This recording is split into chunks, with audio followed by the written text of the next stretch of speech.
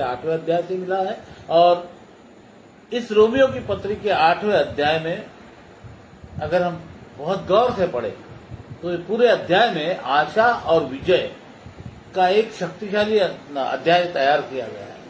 पौलुस ने इसमें हर प्रकार से हमारे जीवन में आवश्यक जो आशा है, जो प्रभु के प्रति हमारी आशा लगी रहती है और उसके द्वारा हमें जो विजय प्राप्त होती है, उसके प्रति संपूर्ण विवरण दिया हुआ है। इस 8वें अध्याय में आत्मा के द्वारा हमारा चाल चलन, शरीर को कितना महत्व देना चाहिए, आत्मा को कितना महत्व देना चाहिए, परमेश्वर ने हमें दी हुई जो आत्मा है वो किस लिए दी गई है, कौन सी आत्मा दी गई है, ये सारी बात पौलुस ने बहुत ही गंभीरता पूर्वक इस अध्याय में और हमें बहुत ही अच्छे समझेगा ऐसे सरल शब्दों में हमें लिख कर दिया हुआ है, जिसे हम बार बार पढ़ते हैं और पढ़ने के बाद परमेश्वर की उस अपरंपार महिमा को हम फिर एक बार हमारे हृदय में बसा लेते हैं और परमेश्वर उसकी महिमा के द्वारा हमें क्या क्या दिखाने वाला है, आज हम इस शास्त्र पाठ में देखेंगे। लेकिन आज मैं केवल इस शास्त्र पाठ के वचन 19 से लेके 21 तक आप सबके लिए चिंतन मनन करूंगा और इसे हम अभी आप सबके लिए पढ़ेंगे। और रोमियो की पत्री इसका 8वां अध्याय, उसका 19 वचन से 21 वचन तक। रोमियो की पत्री 8वां अध्याय 19 से 21। क्योंकि सृष्टि बड़ी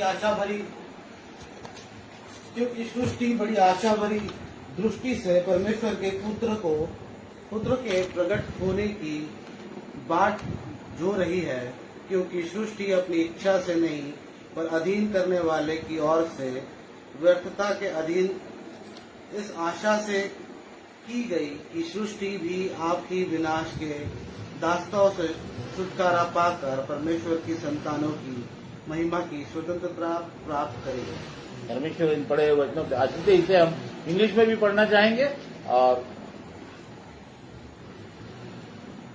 Romans chapter 8 verses 19 to 21. For the creation waits in eager expectation for the children of God to be revealed. For the creation was subjected to frustration, not by its own choice, but by the will of the one who subjected it, in hope that the creation itself will be liberated from its bondage to decay and brought into the freedom and glory of the children of God. This is the word of the Lord. Thank you to the Lord. प्रियो, जिस शास्त्र पाठ को हमने अभी पढ़ा, मैं इसे कई बार पढ़ चुका और जब भी पढ़ता रहा तब ये शास्त्र पाठ मुझे बड़ा कठिन सा महसूस होता था। फिर मैंने इस पर बहुत सारा अध्ययन किया और जैसे जैसे मैं अध्ययन में गया वैसे वैसे मुझे इस शास्त्र पाठ ने इतना सुंदर मार्गदर्शन दिया जो आज की परिस्थिति में भी उपयुक्त है। हमने पवित्र शास्त्र के इस अंश के जो पढ़ा, ये कई हजार साल पहले लिखा हुआ है।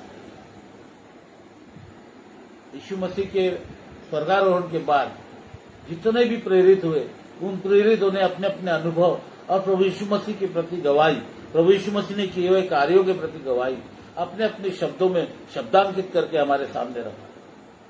और उसमें से एक प्रेरित पौलुस भी था, जिसे परमेश्वर ने दर्शन देकर उसके उस जीवन का जो एक काला हिस्सा था उससे उसको बाहर निकाला और उसका परिवर्तन हुआ प्रभु यीशु मसीह के दर्शन के द्वारा। और वही पौलुस हमें प्रभु यीशु मसीह के पूरे स्वभाव, आचरण और हम लोगों के लिए किया हुआ उसका बलिदान, इसके बारे में बड़े बड़े अलग अलग शब्दों में बता रहा। आज जिन वचनों को हमने पढ़ा, ये वचन हम देख रहे हैं कि इसमें सृष्टि का उच्चारण है, इसमें सृष्टि की अधीनता किनके हाथों में उसके बारे में बताया गया है और वो सृष्टि आज किस प्रकार की आशा लगा के बैठी हुई है, ये सारी बातें आज इसमें बताई गई है। हमने वचन 19 को पढ़ा। वचन 19 बताता है कि सृष्टि उत्सुकता से परमेश्वर के पुत्रों के प्रकट होने की बात जो है, परमेश्वर के पुत्र आप और मैं, और जब हम परमेश्वर के पुत्र कहलाते हैं तो हमारे जीवन में परमेश्वर का दिया हुआ प्रेम, परमेश्वर का अनुग्रह, परमेश्वर की आत्मा, ये सारी बातें हमारे जीवन में देखने को मिलती है। और आज वो कह रहा है कि ये सृष्टि व्यर्थता के अधीन हो गई है। व्यर्थता यानी पाप, पाप, अपराध, गुनाह, हम जो भी चाहे कहें, लेकिन ये सृष्टि आज व्यर्थता यानी पाप के अधीन हो गई है। और इसका उगम स्थान कहां से हुआ? आज सृष्टि पर चारों ओर हर एक मनुष्य, कई मनुष्य, कुछ लोग बहुत पायस होंगे, लेकिन सभी मनुष्य लगभग चारों ओर पाप में डूबे हुए, गुनाहों में लिपटे हुए हैं, अपराध करते चले जा रहे हैं। और ऐसे में परमेश्वर ने आज हमें बताया कि ऐसे में इतने व्यर्थता के और पाप के अधीन जो सृष्टि हो चुकी है, ये सृष्टि आज हमारे लिए राह देख रही है। और जब ये राह देख रही है तो हम ये सृष्टि पाप में कब से गई, उसका उगम स्थान कहाँ है, कहाँ से वो शुरुआत हुई, इसके ऊपर गौर करेंगे तो हम देखते हैं उत्पत्ति की पुस्तक में जिस वक्त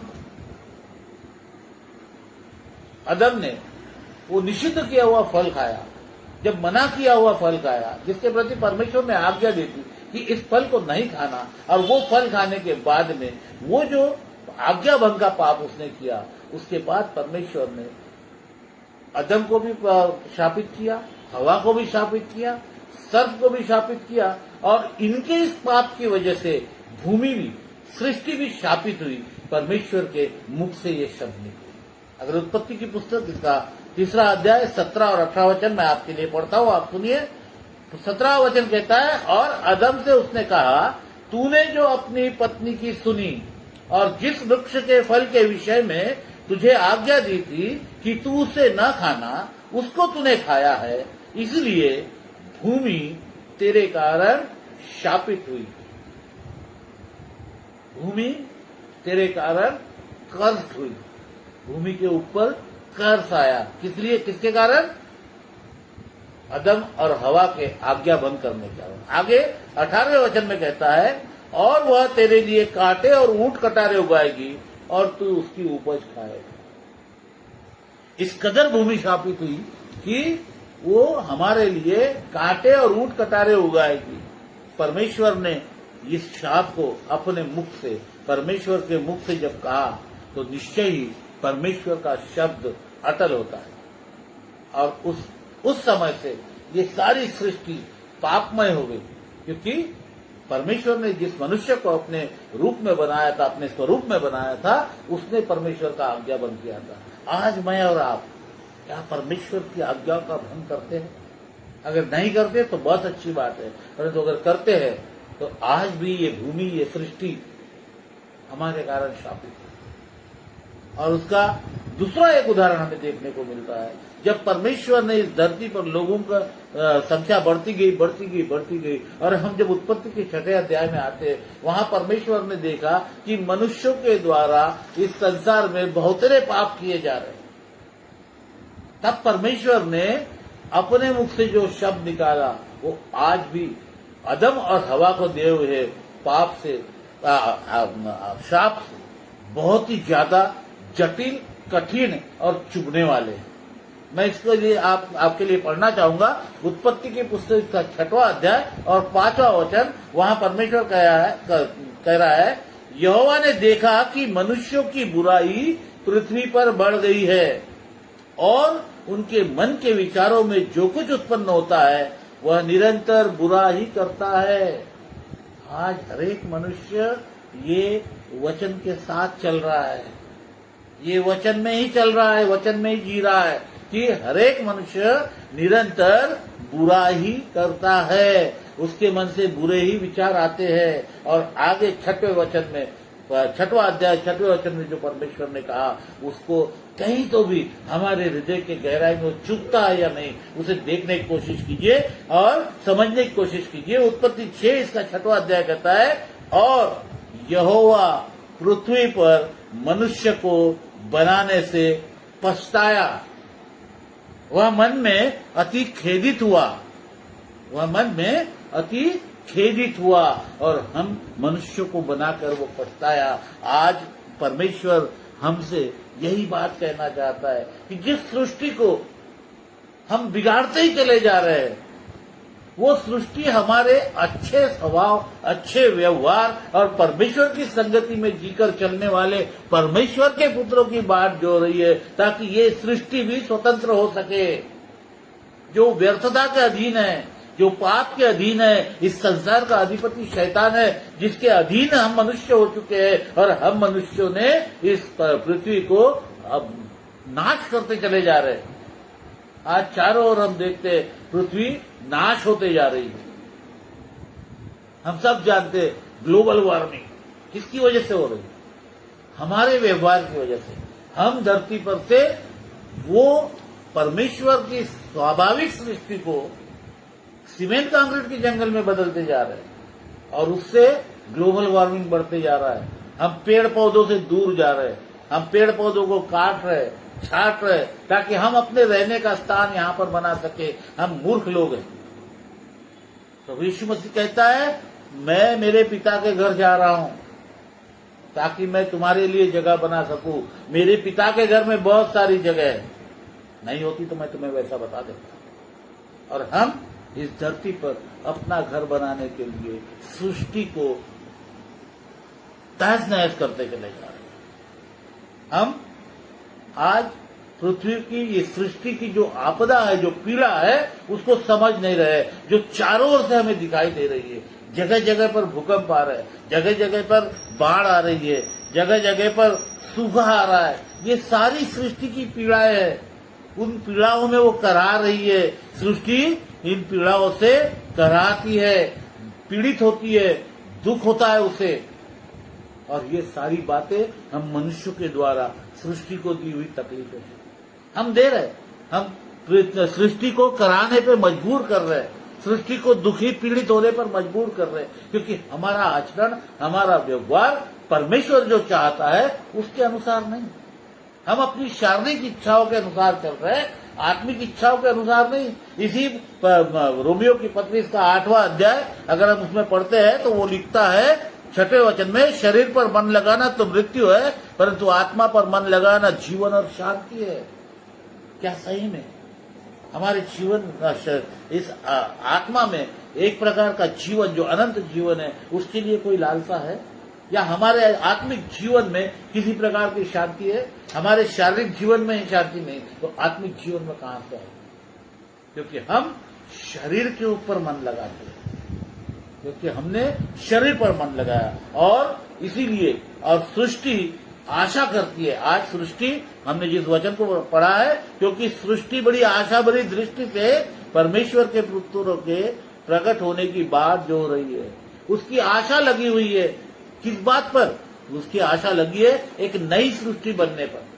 जो वचन हम परमेश्वर के इस पवित्र शास्त्र में पढ़ते हैं, वो वचन तो सृष्टि को भी एक वाचा, सृष्टि से भी एक वाचा बांधती है कि एक नई सृष्टि बनेगी, एक नई पृथ्वी, एक नया आकाश बनेगा। अगर हम प्रकाशित वाक्य इसका 21वां अध्याय 1 वचन पढ़ते तो वहां लिखा है, फिर मैंने आकाश और नई पृथ्वी को देखा, क्योंकि पहला आकाश और पहली पृथ्वी जाती रही और समुद्र भी न रहा। ये सारी चीजें धीरे धीरे नष्ट हो जाएगी, और वो दिन न्याय का दिन होगा। ये सब खत्म हो जाएगा, और एक नई सृष्टि, ये सब पुरानी सृष्टि जो व्यर्थता के अधीन है, ये समाप्त हो जाएगी और एक नई सृष्टि निर्माण होगी। इसका अर्थ नहीं, ये नहीं कि ये सारी सृष्टि जहां हम जिस धरती पर रह रहे वो धरती खत्म हो जाएगी, नहीं। यहां पर बसे हुए लोगों का न्याय होगा। जो बसे हुए लोग होंगे, प्रभु यीशु मसीह के दूसरे आगमन पर उनका न्याय होगा, और जो न्याय, जिनका जो धर्मी होंगे उनका न्याय होगा, और अधर्मियों का भी न्याय होगा।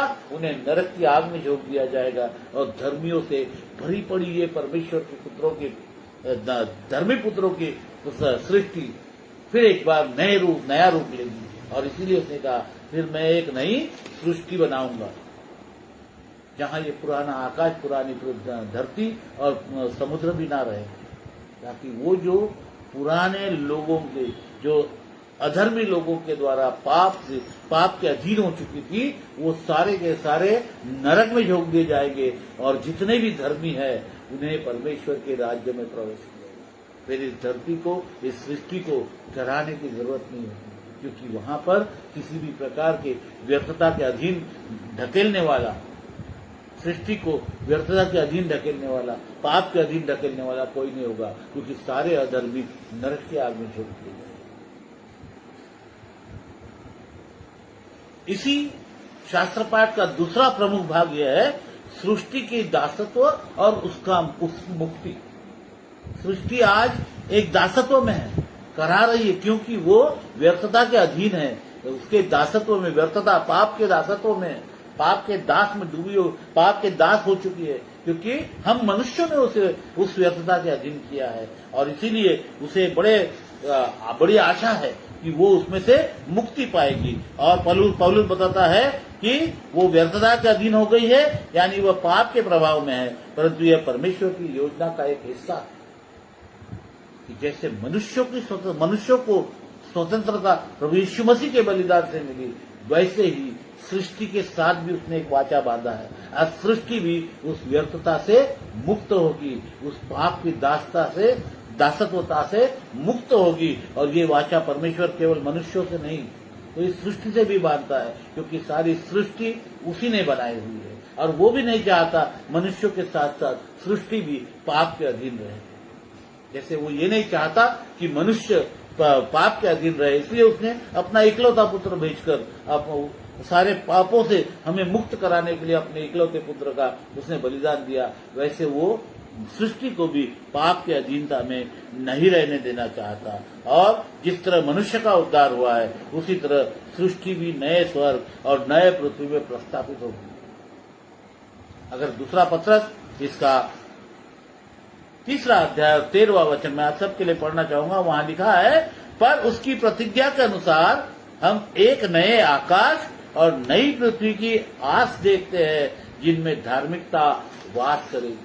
मैंने अभी कहा कि जिस दिन न्याय होगा, उस दिन धर्मी परमेश्वर के साथ होंगे और ये सृष्टि अधर्मियों से दूर हो जाएगी, क्योंकि अधर्मी सबके सब नरक की आग में झोंक दिए जाएंगे। वो न्याय का दिन होगा। और इसीलिए यहाँ पौलुस दूसरे पत्रस में पत्रस कहता है कि नई पृथ्वी की आस देखते, नए आकाश और हम नए पृथ्वी की आस देखते हैं, जिनमें धार्मिकता वास करेगी।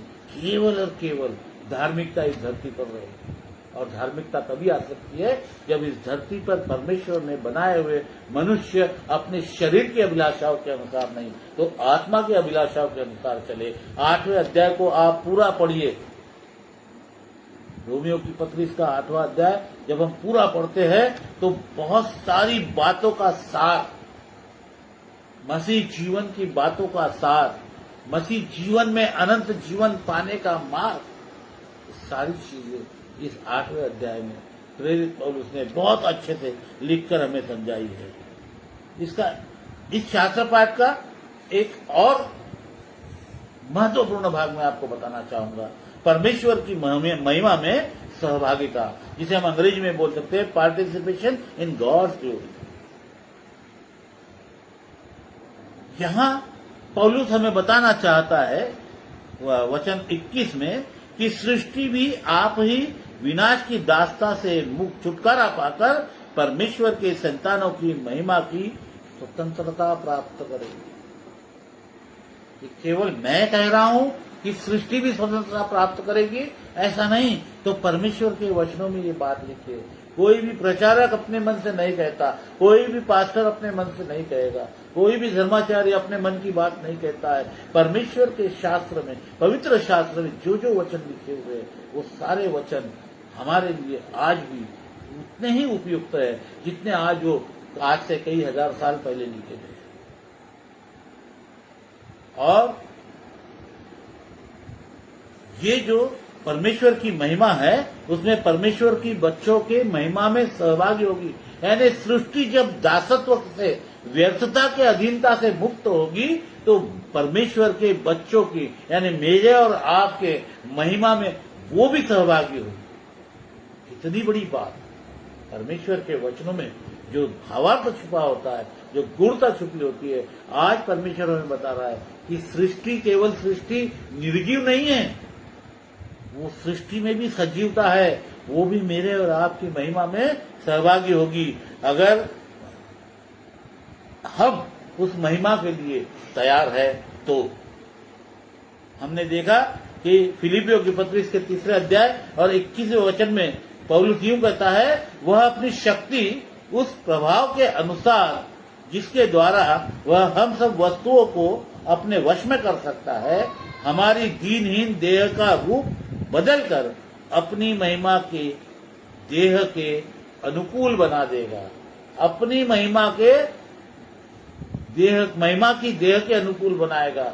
परमेश्वर इस कदर हमारे रूप को बदल देगा, परमेश्वर इस कदर हमारे रूप को परिवर्तित कर देगा कि उसकी ओर से प्राप्त उस सामर्थ्य के द्वारा, उसकी ओर से प्राप्त उस तेज के द्वारा, उसकी ओर से प्राप्त उस महिमा में हमारी दीनहीन देह इसलिए क्योंकि ये वचनों में कहा है, इसीलिए नहीं। तो परमेश्वर भी कहता है, परमेश्वर वचन भी कहते हैं,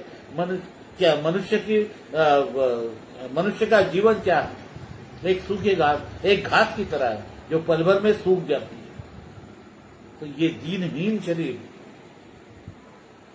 परमेश्वर की नजरों में एक घास की तरह जो दीनहीन शरीर है, वो भी जब परमेश्वर की महिमा का अनुभव लेगी तो हमारी देह को भी परमेश्वर रूपांतरित करके महिमामय बना देगा, ग्लोरीफाइड करेगा।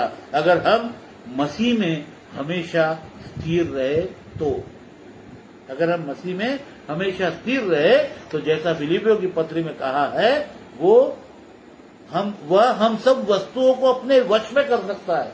परमेश्वर में इतनी सामर्थ्य है कि वो हम सब वस्तुओं को, हम भी वस्तुओं में आ जाते हैं परमेश्वर के सामने, हम और ये सृष्टि इस सब को अपने वश में कर सकता है और वश में है, उसके नियंत्रण में है, उसके कंट्रोल में है। और इसलिए उसके पास वो सामर्थ्य है कि वो हमारे दीनहीन देह को, हमारे निकृष्ट देह को, हमारे पापी देह को, हमारे जर्जर देह को, जो पाप की अधीनता में आज भी पड़े हुए, जिससे मुक्ति दिलाने के लिए उसने अपने इकलौते पुत्र को भेजा है, ऐसे हमारे शरीर को, हमारी देह को वो ग्लोरीफाइड करेगा। और इसीलिए हम इन वचनों के द्वारा देखते हैं कि सृष्टि यानी कि ये पूरी प्रकृति जो है, ये जो धरती है, झाड़ है, पेड़ है, समुद्र है, नदियां है, ये सारी चीजें भी आज मेरे और आपके पवित्रता की राह देख रही है। मेरे और आपके यानी जो कि हम परमेश्वर के पुत्र है, परमेश्वर के बच्चे हैं, परमेश्वर की अधीनता में रहते हैं, ऐसे परमेश्वर के पुत्रों की राह देख रही ताकि हम लोग इस सृष्टि को भी मुक्ति दिला सके। और उसको जब हम मुक्ति दिलाएंगे तो हमारे शरीर की महिमा, हमारे देह की महिमा परमेश्वर की महिमा के साथ ये सृष्टि भी अनुभव करेगी। इसलिए इन वचनों को पढ़ते और बहुत गहराई से पढ़ना पड़ता है। पौलुस प्रेरित ने जो वचन लिखे हुए हैं, जो मैंने आपका आज के संदेश के लिए मध्य बिंदु, केंद्र बिंदु करके इस्तेमाल किया है, वो सारे के सारे बहुत जटिल अर्थ के साथ में हमारे सामने उसने रखा है। और इसीलिए हम आज इस शास्त्र पाठ के द्वारा व्यवहारिक तौर पर अगर सोचे तो हमें आशा में जीना है। हमेशा हमें एक परमेश्वर के प्रति जो आशा है, उस आशा में हमें जीना है, क्योंकि परमेश्वर ही हमारी आशा है। प्रभु यीशु मसीह हमारी आशा है, जो हमें अनंत जीवन देगा, जो हमें भरपूरी का जीवन देगा, और हमें उस आशा में सदैव जीते रहना है। हमें व्यवहारिक दृष्टिकोण से अगर देखें तो इस सृष्टि की देखभाल करना है। आजकल बहुत सारे कार्यक्रम चलते हैं सरकार द्वारा, देश के द्वारा, स्टेट के द्वारा, कि प्रदूषण रोकने के लिए, एनवायरमेंट को बचाने के लिए हमें इन कार्यक्रमों के द्वारा इस सृष्टि को बचाना है। केवल हमारी सरकार कहती है इसलिए नहीं, केवल हमारा स्टेट की सरकार कहती है इसलिए नहीं, केवल हमारे मास्टर जी स्कूल के कहते हैं इसलिए नहीं, कॉलेज के लेक्चरर कहते हैं इसलिए नहीं, तो परमेश्वर का वचन भी हमें आज ये बात की ओर इशारा कर रहा है कि इस सृष्टि की देखभाल भी मुझे और आपको ही करनी है।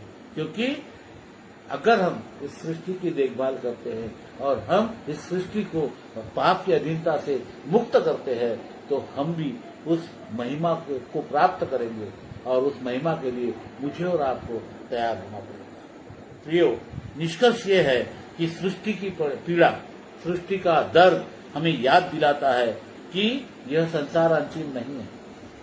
यह संसार अंतिम नहीं है। परमेश्वर ने हमें एक बेहतर भविष्य का वादा किया है।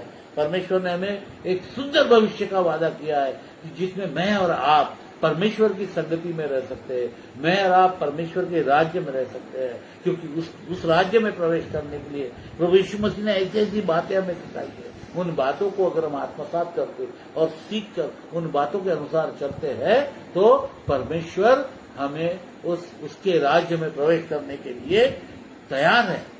और इसीलिए एक सुंदर भविष्य, अनंत जीवन में जीने का भविष्य हमारे सामने में है, वो जो हमें परमेश्वर के संगति में रहकर ही प्राप्त हो सकता है। प्रभु यीशु मसीह के पीछे ही चलकर प्राप्त हो सकता है। प्रभु यीशु मसीह ने एक दृष्टांत दिया था एक धनी युवक का। उस धनी युवक ने पूछा था कि अनंत जीवन पाने के लिए मैं क्या करूं। प्रभु यीशु मसीह ने कहा, बताया था कि जो 10 व्यवस्था में 10 आज्ञा दी है उनका पालन कर, अपने माँ बाप का आदर कर। उसने कहा मैं तो ये बचपन से करते आ रहा हूं। तो प्रभु यीशु मसीह ने उससे कहा था अनंत जीवन पाने के लिए अपना सब कुछ छोड़ छाड़ कर मेरे पीछे हो। हम पवित्र शास्त्र में पढ़ते हैं, इस प्रभु यीशु मसीह के इस वचन के बाद वो धनी व्यक्ति मायूस हुआ, उदास हुआ और उठकर चला। आज प्रभु यीशु मसीह मुझसे और आपसे भी यही चाहता है कि हम अपना सब कुछ छोड़कर, इसका अर्थ ये नहीं है कि हम धरती पर जिस परिवार को संभाल रहे हैं, धरती पर जिस परिवार में रह रहे हैं, इस परिवार को छोड़ दे। हम हमारी उन पुरानी चाली रीति को छोड़ दे, हमारे पुराने मनुष्यत्व को छोड़ दे और नए मनुष्यत्व में जन्म होकर, नए सृष्टि में जन्म लेकर प्रभु यीशु मसीह के पीछे चले।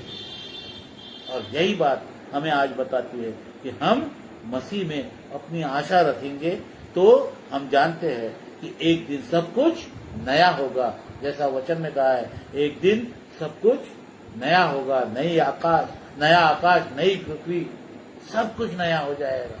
ये सृष्टि भी नई हो जाएगी। जैसे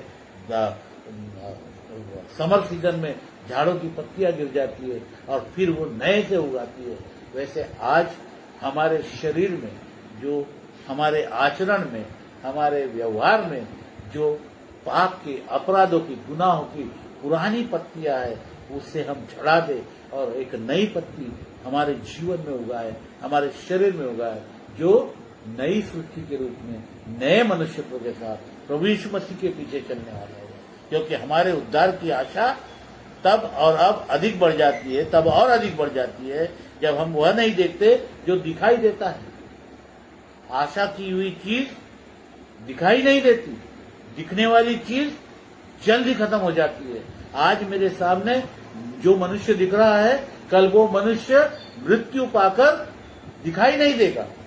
लेकिन जब हम प्रभु की आशा करते हैं तो उस आशा को वो प्रभु को हम देख नहीं पाते, परंतु उस आशा में हम सदैव जीते रहते हैं। और जो दिखाई देता है वो क्षणभंगुर है, थोड़ी देर के लिए। जैसा मैंने अभी कहा, हमारे सामने हर जो चीज दिखाई देती है थोड़ी देर के लिए होती है।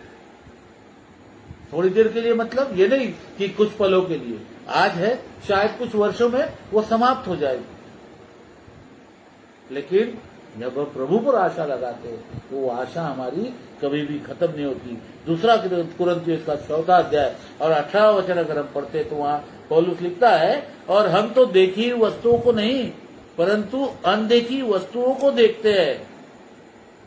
अनदेखी वस्तु कौन सी है? प्रभु के लिए हम जो आशा लगाते हैं, जो होप रखते हैं, और प्रभु का जो अस्तित्व जो हमें दिखाई नहीं देता, ऐसी अनदेखी वस्तुओं को हम देखते हैं। क्योंकि देखी वस्तु थोड़े ही दिन की है, परंतु अनदेखी वस्तुएं सदा बनी रहती है।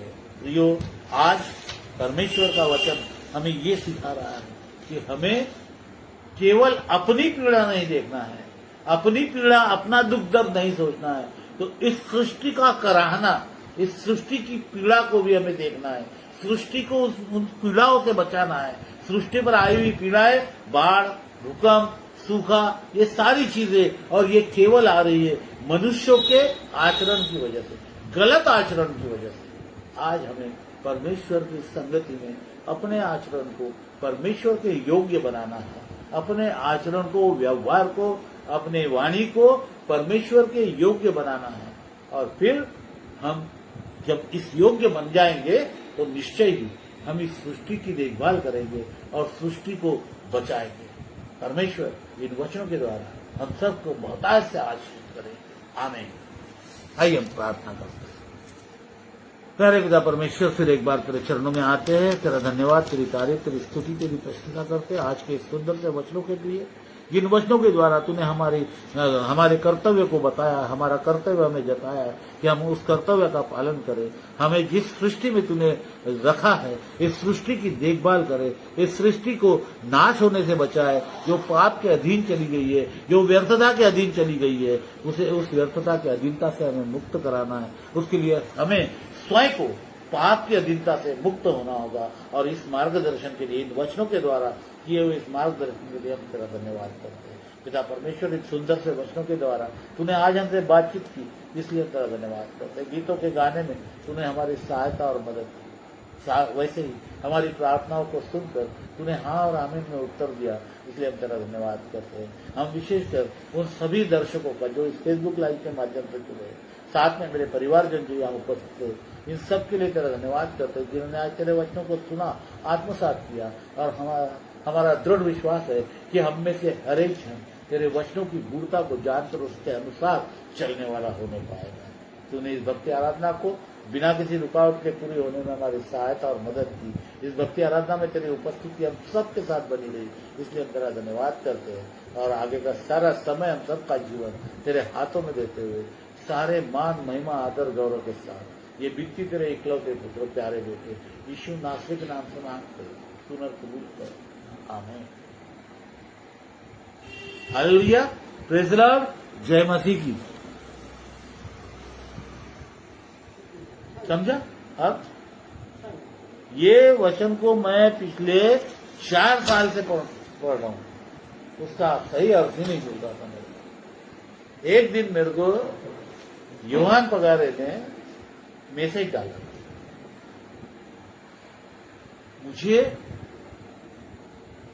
परमेश्वर के द्वारा भविष्य की ये बातें दिखाई दे रही है और वो मुझे इन वचनों के द्वारा। मैं पढ़ पढ़ के परेशान हो गया तो उस वक्त क्या है ये। अब वो आज सवेरे से जो मैं पढ़ाई कर रहा हूँ स्टार्ट कर, वो उसके ऊपर